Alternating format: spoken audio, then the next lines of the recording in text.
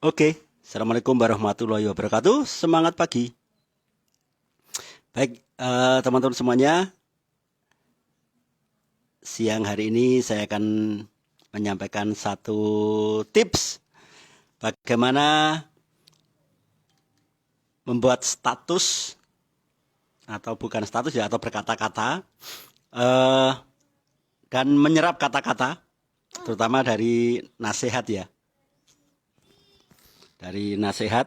Karena begini, eh, tahukah kita, sadarkah kita bahwa kalau ada nasihat, kita tentu punya respon kan?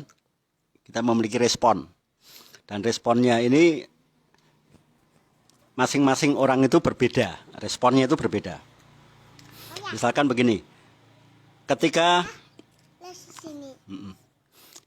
saya dulu pernah baca buku tentang rahasia golongan darah. Yang mana buku itu ditulis oleh orang Jepang, di mana orang Jepang itu menggolongkan karakter orang dari golongan darah ya. Ada golongan darah O, A, AB, dan O, A, AB, dan B. Nah, alhamdulillahnya saya menemukan buku itu, dan saya cari lagi di Gramedia itu kok sudah tidak ada lagi. Tapi beruntungnya saya dulu pernah baca itu dan pernah saya praktekkan.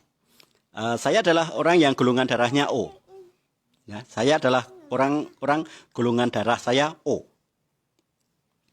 Tipe di buku itu ya, orang yang golongan darah O itu tidak suka dengan nasihat. Orang golongan darah O itu anti nasihat. Keren ya? Keren nggak? Maka saya adalah orang yang anti nasihat. Dinasehati kayak apapun itu nggak masuk. Bahkan benci. Dan sekali dinasehati orang itu langsung saya blokir. Serem kan? Jadi orang golongan darah O itu jumlahnya sangat banyak sekali. Dan ada orang yang sukanya, tapi ada juga orang golongan darah O itu yang hobinya nasihati. Ada dua tipe golongan darah O itu. Yang satu tidak suka nasihat, tapi yang satu suka sekali nasihat. Maka saya di buku itu dijelaskan O plus sama O minus. Karena orang itu karakternya kan ada plus ada minus ya kan. Ada yang negatif ada yang positif. Nah saya adalah tipe yang plus. Maka saya orang yang tidak suka nasihat. Maka kemudian yang golongan darahnya AB. AB itu rapi, tertata, indah, suka musik, suka sesuatu hal yang suka seni. Ya, semuanya indah sekali. Itu AB. Sementara kalau O itu berantakan. Kalau musik ya rock. Ya. Kalau AB itu bossa nova, kemudian pop, terus atau sedikit jelimet yaitu jazz gitu ya. Kalau orang golongan darah O, kalau nggak musik rock ya dangdut koplo. Terus ada golongan darah B. B itu berwibawa. Orangnya semuanya harus diarahkan atau diatur. Kalau di bukunya Skill Based People itu orang yang atau Les Giblin itu membahas dengan istilah korelik. Itu semuanya diarahkan, semuanya dianjurkan.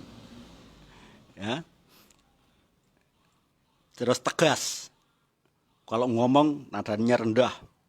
Wah, mantap sekali. Orang seperti itu senang dengan lagu pop maupun lagu keroncong. Ya. Dan itu ada masing-masing ada plus minusnya, masing-masing ada plus minusnya. Tapi saya tidak akan cerita yang minusnya, tapi saya cerita yang plusnya saja. Nah, upline kita itu juga masing-masing punya golongan darah. Saya O, Pak Ardi itu kalau nggak salah A. Ya. Maka perfeksionis, terus karismatik dan spektakuler. Pak Agung itu berwibawa sekali. Pak Ali itu luweh-luweh. Mau ngikut ya monggo, enggak ya aku nggak butuh kamu gitu. Upline Anda itu punya karakter dengan golongan darah masing-masing. Tapi upline kita itu memiliki kekuatan atau bekerja sesuai dengan kekuatan golongan darahnya. Yang melankolik dengan kekuatan seorang melankolik, yang korelik dengan kekuatan seorang korelik, seorang sanguinis dengan kekuatan sanguinisnya. Makanya para upline kita itu jadi crown diamond kan, ya minimal eksekutif diamond seperti saya kan. Nah, baik Bapak sekalian, ini bahayanya tentang nasihat ya, bahayanya tentang nasihat. Saya dulu punya problem yang sangat besar sekali. Pertama, utang saya banyak, utang kewarisan.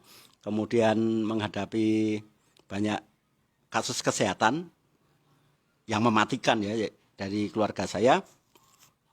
Terus saya orang yang kebetulan itu golongan darah itu O. Jadi orang golongan darah O itu orang yang kekanak-kanakan. Urakan, kekanak-kanakan, nggak bisa serius, hobinya bercanda. Bahkan dia serius pun kelihatan bercanda. Aneh kan? Saya tuh ngomong apapun, ya, saya tuh ngomong apapun, kelihatannya galak, tapi kalau orang deket saya, itu mereka tertawa. Karena galaknya itu galak lucu katanya gitu. Atau galak yang aneh atau unik atau gimana itu. Padahal itu kekuatan saya kan. Sementara istri saya itu tipenya tipe, entah dia golongan darahnya apa, kayaknya AB dia. Kayaknya AB, makanya dia ngikut saya. Apa Bu? Oh A, istri saya itu golongan darahnya A. Golongan darah A itu ngomong. Saya suka urakan, dia ngomong. Saya seneng yang berantakan, dia ngomong. Bahkan golongan darah itu nggak punya duit aja happy kok. Makanya Gus Plus itu golongan darahnya O. Hati senang walaupun tak punya uang. Istri saya nyaut, oe. Nah, sudah nggak punya uang aja senang, didukung oleh istri karena istri saya itu ngikut. Dia juga plekmatis itu ngikut. Nah maka hati-hati dengan nasihat. Terutama nasihat yang harus kita konsumsi ataupun nasihat yang harus kita keluarkan. Karena ingat ya, ini bisnis network. Ya, bisnis network. Kalau tidak menggeluti bisnis, Anda praktek boleh. Tapi karena ini bisnis network, Anda harus cerna omongan saya. Anda harus cerna kata-kata saya. Karena kenapa? Ini bisnis network. Bisnis network itu diduplikasi. Nasihat Anda akan diduplikasi, arahan Anda akan diduplikasi. Celakanya, kalau nasihat kita itu dicerna mentah-mentah kemudian diduplikasikan. Contohnya begini, rezeki sudah ada yang ngatur. Bagus kan? Ya semua nasihat itu bagus loh ya. Rezeki sudah ada yang ngatur. Nah, ketika saya di tahun 2006, itu saya kepengen fight di NASA, kemudian saya ngotot presentasi, kemudian saya punya dream book yang sedemikian spektakuler, ya sedemikian spektakuler. Terus ada orang yang nasihati, rezeki sudah ada yang ngatur. Kira-kira saya bisa jadi diamond nggak?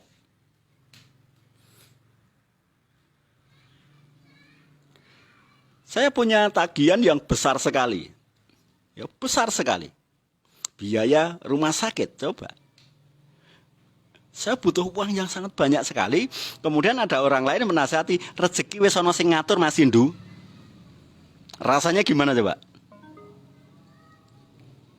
Ambiar kan? Maka nasihat seperti itu saya singkirkan. Nanti dulu. Saya tidak butuh nasihat, saya butuh pelatih. Saya tidak butuh nasihat. Tapi saya butuh pelatih. Karena pelatih ini meskipun kata-katanya sama, ya, tipe pelatih sama tipe penasihat. Meskipun kata-katanya sama, tapi ujungnya beda, hasilnya beda, actionnya beda. Nah, ketika saya ketemu pelatih, saya mencari pelatih dan syarat jadi guru dan syarat jadi pelatih saya itu ada 3. Ya, syarat di video saya yang lalu sudah ada itu. Syarat jadi pelatih saya itu ada 3 syaratnya. Pertama, kaya. Kaya. Kenapa kok syaratnya kaya? Karena saya punya utang banyak. Lah nasihatnya sama, kalau miskin ya ngapain saya ngikutin dia? Betul kan? Oh, saya itu utang saya banyak. Makanya saya harus cari guru yang pertama adalah syaratnya kaya. Supaya kalau saya ngikutin dia, saya ikut-ikutan kaya, saya bisa bayar utang saya. Bener kan? Match kan? Meskipun kata-katanya sama, rezeki wis ana sing ngatur Mas Indu. Yang satu penasehat, yang satu pelatih saya. Pak Ardi misalkan. Pak Ardi bilang ke saya, Mas Indu, rezeki sudah ada yang ngatur. Kalau kron sekian, double diamond sekian, eksekutif diamond sekian, manajer sekian. Pilih mana? Nah, beda kan? Beda enggak? Ini enggak ngerti marketing plan, ini ngerti marketing plan. Milih yang mana kalau Anda? Kalau Anda jadi saya, kira-kira milih yang mana? Ini rezeki sudah ada yang ngatur, tapi pelatih saya mengatakan rezeki sudah ada yang ngatur. Diatur oleh marketing plan. Kalau di sini asal nyeplos, betul kan? Nah, saya ngikuti pelatih saya. Pertama Pak Ardi itu kaya. Versi saya, Pak Ardi itu kaya. Untuk aset beliau saja itu kalau dijual, wow itu utang saya udah susuk banyak itu. Ya, sisanya banyak sekali. Nah yang kedua, syarat jadi pelatih saya harus muda. Kenapa kalau harus muda? Ilmunya up to date. Ilmunya up to date. Saya lihat, saya dengan Pak Ardi selisihnya berapa tahun? Saya lahiran 70, Pak Ardi lahiran 66. 67. Pak Ardi itu 67. Selisihnya 3 tahun. Wow. Saya bisa ngejar nih. Kenapa? Masih muda. Muda sekali Pak Ardi. Selisih dengan saya nggak banyak. Maka cocok nggak? Sudah kaya, muda. Beda kalau kaya tapi tua. Beda lagi. Kenapa kok saya tidak mencari penasehat atau pelatih Sri Sultan Hamengkubuwono misalkan?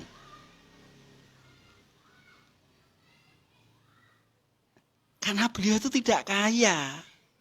Ya, Sri Sultan Hamengkubuwono itu menurut versi saya beliau tidak kaya. Loh kok bisa? Ya warisan. Kan warisan. Lahir ceprot itu sudah jadi anak sultan. Nah, saya nirunya gimana coba? Beliau anaknya Sri Sultan Hamengkubuwono IX, saya anaknya Wongso Dimejo. Lenger kalau saya harus, waduh ini kalau utang saya lunas saya harus jadi anak sultan. Ini kan repot sekali kan? Jadi syarat kedua pelatih saya itu harus muda. Sehingga jam berapapun saya mau bertanya, jam berapapun saya minta dilatih, jam berapapun saya minta didampingi, beliau siap. Beda kalau usianya sudah 90 tahun. Saya datangi rumahnya, halo assalamualaikum Pak Ardi. Nah, karena sudah tua ya, maaf ini Bapak sedang kerokan. Repot kan? Repot sekali. Syarat yang ketiga. Ya, syarat yang ketiga. Pembawaannya spektakuler. Yang pertama, kaya. Kayanya karena passive income loh ya. Kayanya karena passive income bukan karena warisan. Kayanya karena passive income. Karyanya karena di bisnis NASA, bukan di bisnis yang lain. Kayanya di bisnis NASA. Ya, saya cari itu ketemu. Ada Pak Ardi. Pertama, beliau kaya. Kayanya kenapa? Passive income-nya luar biasa. Nganggur pun dibayar. Dan syaratnya passive income berapa? Syaratnya passive income menurut versi saya adalah harus memiliki penghasilan passive income minimal 50 juta. Kalau tidak 50 juta, maaf saya nggak akan dengar. Karena kalau 50 juta itu kalau saya tiru ya, 50 juta tiap bulan dikalikan setahun berarti saya bisa memiliki penghasilan atau tabungan sebesar 600 juta. 600 juta. Lah 600 juta itu kalau saya tabung selama 5 tahun, wah ini utang saya lunas ini. 6 tahun deh lunas itu. Karena utang saya 2,8. Ternyata guru-guru saya penghasilannya tidak 50 juta. Tapi 100. Nah, keren kan? Kalau 100 juta Dalam 1 tahun sudah 1,2 miliar. Kalau 2 tahun, ya ditabung 2 tahun berarti ketemunya 2,4 M. 2,5 tahun, wah utangku lunas ini. Betul kan? Jadi bukan karena kaya mobilnya gede, rumahnya besar, enggak. Mobilnya mewah bukan. Siapa tahu itu warisan. Siapa tahu itu masih ada tagihan-tagihannya. Kan gitu. Tapi kalau passive income-nya 100 juta dan saya fight niru, maka saya bisa melunasi utang saya dengan sangat cepat. Jadi syarat pertama, kaya karena passive income-nya minimal 50 juta. Kalau belum, maaf, tidak boleh saya dekati. Bahkan saya hindari itu. Karena target saya jelas sekali. Ini menyangkut harkat martabat orang yang ditagih utang kan. Maka maaf, orang yang penghasilannya masih di bawah itu nggak saya dengerin itu. Kalaupun ngasih nasihat ya hanya teori. Nah, saya bilang teori. Karena begini teman-teman, kita ini selalu saja dapat nasihat. Selalu saja dapat input. Celakanya input, semua nasihat itu bagus itu loh, celakanya itu. Celakanya semua input, semua nasihat itu bagus, celakanya di situ. Nah, coba kalau saya mencerna dari omongan si penasehat. Mas Indu, rezeki sudah ada yang ngatur. Maka saya ngapain coba? Akhirnya saya ngelokro. Ya yes, gimana lagi? Saya nggak punya duit kok. Saya nggak punya pekerjaan kok. Kalau nagih ya kurang kerjaan itu. Oh, nggak punya duit kok ditagih. Yang nganterin saudara-saudara saya.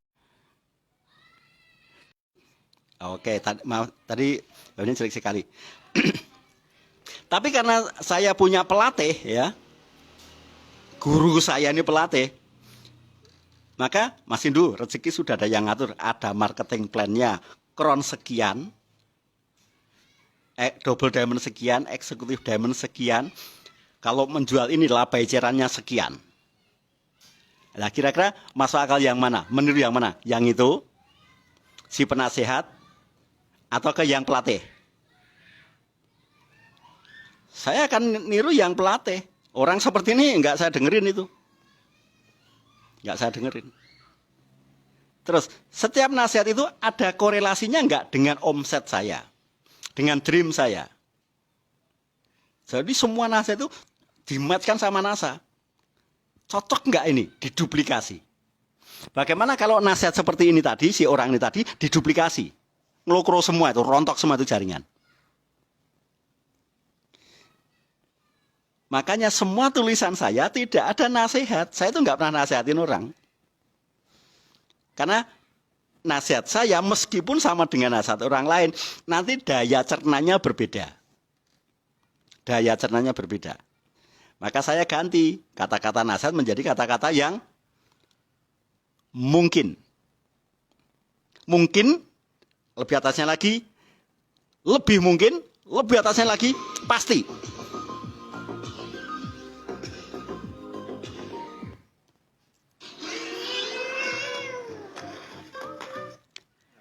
Ayo, selama ini Anda tentunya sudah hafal sekali kan dengan nasihat-nasihat. Dan terus terang aja, semua nasihat itu semuanya bagus dan sama. Hanya copy paste. Sok jadi motivator, ya, betul kan? Sok-sokan jadi motivator. Nah, tekniknya bagaimana kalau kita kepengen menasihati downline? Tekniknya itu gampang sekali, ya. Tekniknya itu gampang sekali. Cukup saya suruh baca buku. Saya suruh baca buku. Atau saya bacakan buku. Sehingga mereka tahu kata-katanya bukan dari saya. Kata-katanya bukan dari saya. Buku saya pinjamkan, nih tolong dibaca. Begitu dia baca, yang gamparin muka dia siapa? Kan buku, bukan saya. Tapi kalau saya yang ngomong, mereka tersinggung. Tapi kalau buku ini yang menyinggung mereka, kira-kira mereka nendangin buku ini enggak? Enggak. Jadi lebih asik mana? Kita yang nulis atau kita cuplik kalimat-kalimat di buku ini, kemudian Anda sertakan foto bukunya. Ada kata-kata bagus sekali nih, bla bla bla bla bla bla bla, dari halaman sekian dari buku ini. Anda maksudnya nasihati donen Anda, tapi buku ini sebagai tamengnya. Supaya Anda tidak dibenci oleh donen Anda. Dan mereka nanti mencernanya, wah luar biasa sekali itu. Luar biasa sekali. Contoh, pernahkah saya menasihati donen saya? Saya nggak pernah. Nggak pernah. Mau loyo kayak mau tidak kayak saya ngurus gubris, tapi yang penting bukunya masuk. Yang penting bukunya masuk. Saya pinjamkan. Nah, 2 hari kemudian saya datangi. Yang dibaca yang mana, Mas? Ini tolong bacakan ke saya. Buku itu dia baca buku deng sudah nasib dia berubah sendiri. Karena dia mendapatkan pencerahan, dia mendapatkan nasihat dari si penulis buku. Dan penulis buku itu bukan orang sembarangan. Penulis buku itu adalah sudah kaya, masih muda, cara penyampaiannya eksentrik. Cara penyampaiannya berani. Jadi teknis menyampaikannya ini yang paling penting. Seperti Pak Adi ketika presentasi, wow, di public speaking skill, wow, keren sekali. Ya kan? Anda yang sudah ikut public speaking skill pasti ketagihan tuh pengen ikut. Jangankan Anda yang jadi peserta, saya panitianya saya ketagihan. Dan kata-kata kita meskipun sama dengan orang lain, si tipe penasihat ecek-ecek tadi itu, tapi Anda terkesan bahwa kata-kata Anda ada sumbernya. Ada sumbernya. Kan sama kan dengan ustadz atau muadzin,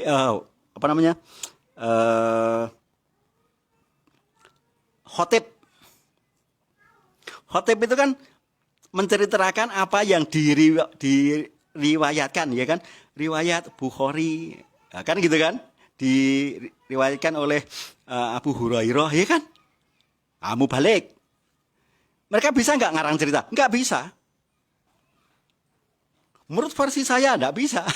Harus versi ini saya cuplik dari sini, saya cuplik dari sini, saya cuplik dari sini. Sehingga orang tidak merasa digurui, orang tidak merasa dinasihati. Tapi mukulnya kenceng. Makanya tolong ketika nanti Anda tulis, upload, buat status, cek dulu deh. Kira-kira yang baca buku ini orangnya reaksinya seperti apa? Yang membaca status saya ini reaksinya seperti apa? Nah, teknis saya ketika saya duduk online ya, saya berjualan di Facebook, saya itu selalu, saya kepengen mengeluarkan kata-kata saya, cuman saya nggak berani efeknya. Nanti kalau orangnya tersinggung gimana? Nanti kalau orangnya marah gimana? Kalau nanti orangnya mutungan gimana? Maka saya kasih judul, kata guru saya. Wah, kata guru bisnis saya. Sehingga kalau disangkal oleh orang yang pinter, saya bisa nyangkal, Mas, itu dari guru saya, bukan dari saya. Kita berteman aja kan gitu. Saya pasti kasih judul itu. Kata guru saya. Kata guru bisnis saya. Nah, lebih tepat lagi. Kata guru bisnis saya bla bla bla bla bla bla bla bla. Rezeki sudah ada yang ngatur, betul. Makanya gagak itu makan bangkai. Makanya burung merak itu makan biji-bijian. Makanya ayam itu matinya dibunuh atau disembelih. Kenapa? Rezekinya ya segitu. Rezeki sudah ada yang ngatur, betul. Nyamuk aja matinya ditepuk atau disemprot kok. Atau disetrum, ya kan? Jangan sampai rezeki sudah ada yang ngatur sehingga kita nggak ngapa-ngapain. Rezeki sudah ada yang ngatur, iya, wong Anda dapat gaji, ya kan? Anda dapat gaji, Anda diupah, Anda dibayar. Ya rezeki ada yang ngatur siapa? Ya majikan Anda. Tapi untuk orang-orang pebisnis, mereka punya acuan bahwa rezeki itu, uang ya, penghasilan itu potensinya 0 rupiah sampai Bill Gates. 0 rupiah adalah pengangguran, Bill Gates orang terkaya di dunia. Berarti semua manusia memiliki potensi penghasilan seperti ini. Dari orang paling nggak punya apa-apa sampai orang paling kaya raya. Nah kita masuk ke yang mana ini? Nyatanya Bill Gates bisa menjadi orang terkaya kok, bener kan? George Soros juga pernah jadi orang terkaya. Betul kan? Nah rezeki sudah ada yang ngatur, iya. Ada namanya siklus, ya kan gitu kan? Ada namanya siklus. Tapi karena kita ini bukan biji-bijian, kita juga bukan burung, kita bukan satwa. Dan kita hidup sebagai makhluk sosial kan gitu. Makhluk sosial itu yang dituntut rasa sosialnya.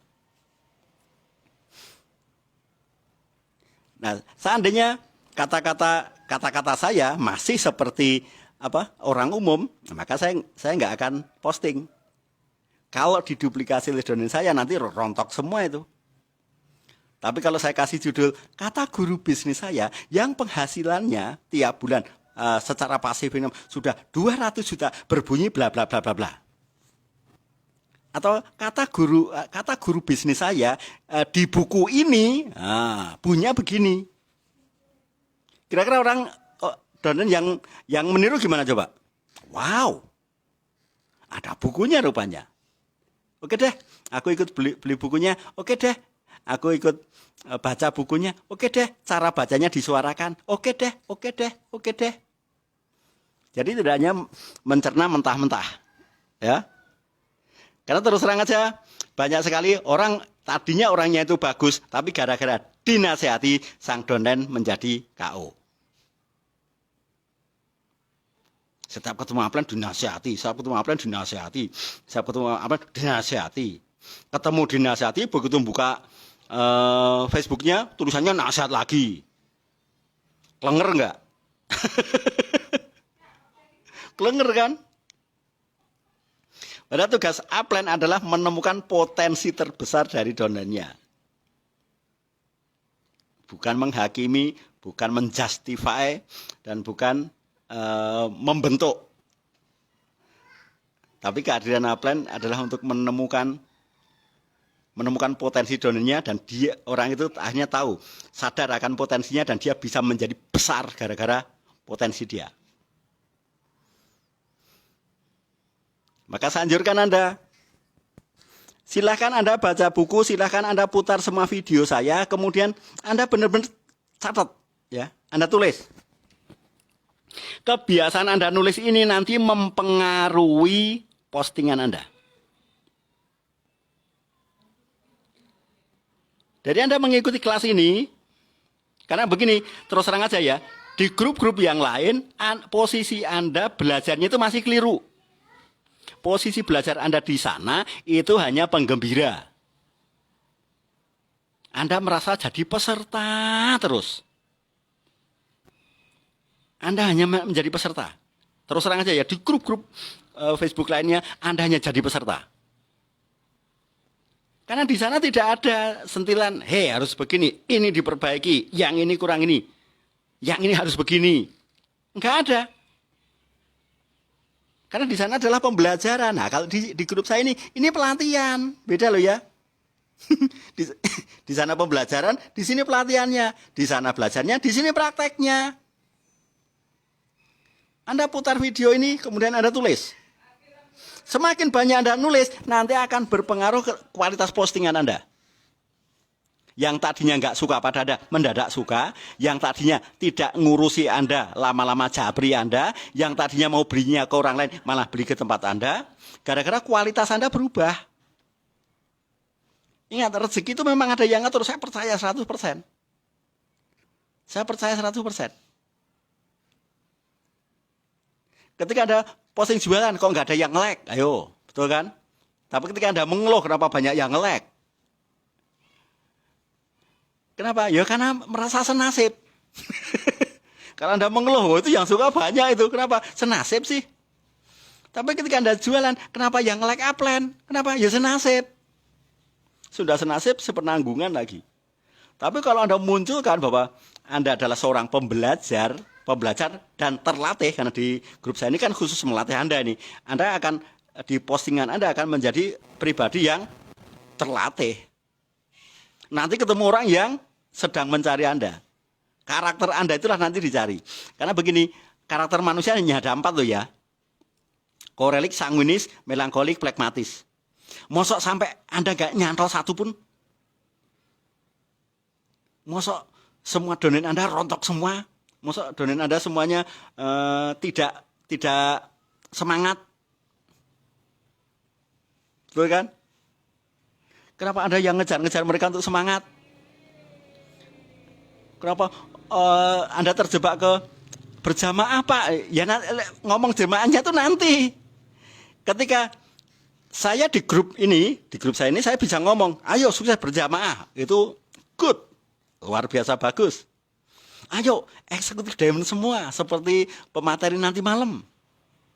Ya, karena pemateri kita nanti malam itu eksekutif diamond dan dia cepat sekali, nggak nyampe 2 tahun dia. Eksekutif diamond Mas Nur Afandi itu eksekutif diamond dalam waktu 2 tahun. Dan saya tahu persis perubahan apa beliau itu, saya tahu persis. Saya tahu persis sepatunya jebol itu saya tahu. Makanya ketika lulus ujian stokis oleh upline-nya, oleh Mas Aber, diambilkan ke rumah saya. Dan saya pura-pura ke depan. Saya lihat anak tadi pakai sepatu mana, ternyata jebol. Saya masukkan ke ruang tamu. Ayo sini. Ini coba sepatu ini dipakai. Pas enggak? Pas sekali Pak. Ini milikmu. Ya, sepatu ini sekarang jadi milikmu. Tapi tunjukkan kalau kamu bisa eksekutif diamond. Karena sepatu ini dipakai oleh seorang eksekutif diamond. Siapa yang pakai sepatu ini bisa eksekutif diamond. Dan ternyata betul, nggak nyampe 1 tahun dari ketemuan dengan saya, dia eksekutif diamond. Kenapa? Karena beliau merasa bahwa beliau ketemu seorang pelatih. Bukan ketemu seorang penasehat. Jadi, mulai saat ini, silakan Anda belajar banyak di grup ini, membuat komentar yang spektakuler, menambah jam terbang dengan komentar-komentar positif Anda, sehingga nanti ketika Anda buka wall, idenya adalah ide diri Anda sendiri yang sudah berubah. Anda menjadi orang yang sangat-sangat terlatih. Bukan hanya pembelajar, tapi Anda sebagai pribadi yang sangat-sangat terlatih. Oke, itu dulu dari saya. Terima kasih. Assalamualaikum warahmatullahi wabarakatuh. Selamat praktek dan semangat pagi.